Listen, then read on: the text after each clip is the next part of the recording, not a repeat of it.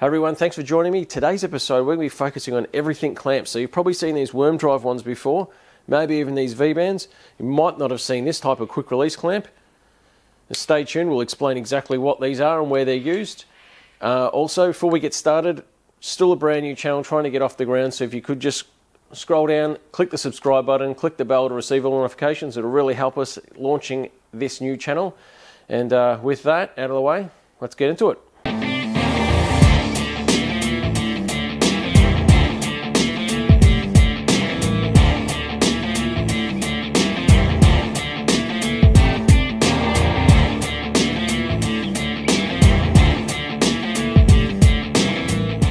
So this is our clamp, our Plasmaman clamshell type plasma clamp.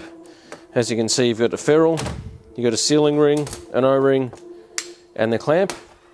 And quite simply, all that happens is you've got two sides of a ferrule. This slides on. As you can see in there, the other side of the ferrule would slide in here, and the O-ring creates the seal on the inside. You get your clamp. Clamp goes over the top, two bolts go in here, and then you've got your 1000 psi rated leak-free sealing with your 7 or so degree movement as well. Here's another type, extremely common and probably the most common by far and away, just your average piece of silicone hose and a worm drive clamp. Now you can get T-bolt clamps and all kinds of clamps in that. Decent quality clamps, you see this one's got a lip on it. This is a Norma clamp. Decent hose clamps, worm drive clamps will work really well as long as they've got a surface to grip onto. So nothing wrong with hose clamps and worm drive clamps. Silicone will actually, give you a fair bit of flex and stuff, and can get into really tight places where you might not even be able to fabricate an elbow to get a clamp like this on as well. But yeah, this is still in use, widely used by everyone, and we'll still do the job. We'll still do the job fine. So, all right. So the last type of clamp is a V-band, and this is just a steel V-band. So what happens is, again, very similar sort of concept to the plasma clamp, but different in that these have been around for a long time on trucks and things like that, and mainly you'd see these used in exhaust applications, or maybe on the intake on race cars where everything is completely solid mounted, because while these are very affordable and work well, the detractor is obviously once both sides get bolted in here, there's no movement. So where you had your 7 degrees of movement in your plasma clamp and your movement in your silicone hose, there is no movement in this joint at all. Once it's locked in place and tightened down, it's not going anywhere. So yeah. So we'll go over some of the positives and negatives all. If you look at it from a cost perspective, this is by far and away the cheapest option. This is the next cheapest option, and then this is the most expensive option. You can see obviously there's ferrules and O-rings and clamps and stuff like that, and a lot of machining involved, so you can understand why these are more expensive. Now this is a much older clamp I have. It's not a Plasmaman one, it's from ProFlow. What I had, you'll see in that boost leaking test video, was these clamps were leaking in incredible amounts. So, right, so this is a sealing ring here that fits on the ProFlow one. It's ultra tight, but the problem is the factory O-ring that's supplied with these ones is just too thin. So what happens when this sealing ring goes over the top of it and squashes the O-ring like it's meant to, the O-ring squash then takes it below the level of the aluminium here on either side of the ferrule, and that means that the O-ring actually isn't sealing on this surface properly at all. So what I've done is I've just nicked down the CBC bearings and got a 3.5mm thick O-ring.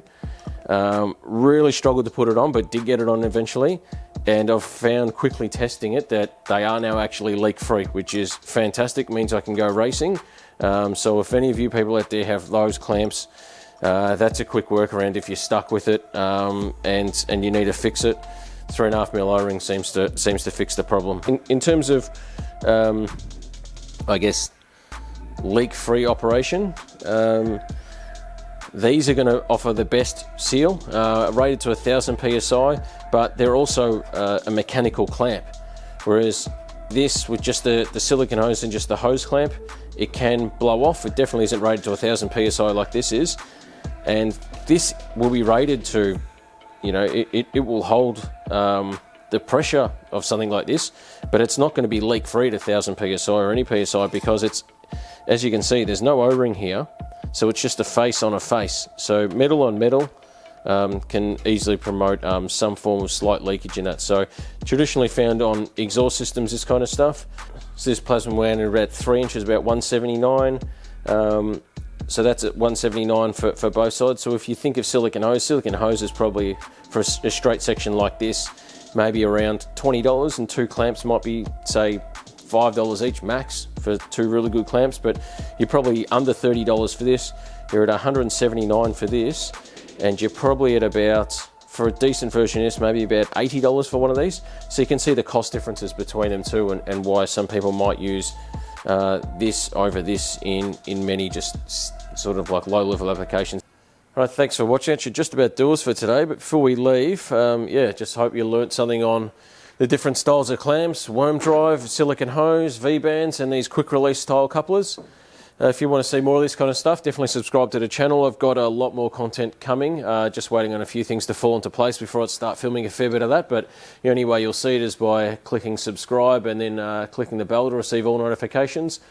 Put a comment down below if you yeah, if you like the video, or if you've got any questions that you want answered. I'll be in the comments for a fair while. I'll always see the stuff there and reply to you guys. And yeah, share it in your social medias if you think there's someone else that might need a bit of education with some of this stuff on what to use and how it's used. So coming up next, probably get the brake system on our 626 back up and running, going through some issues with the master cylinders there still, even with a couple of different ones. Some people might have seen our braking episode recently, so we'll continue with that, and yeah, forging ahead with getting that thing back on the track. So fingers crossed, tracks reopen very soon and we can get down and get a few shakedowns into the old Mazda and yeah, blaze it away. But until then, I'll see you next time.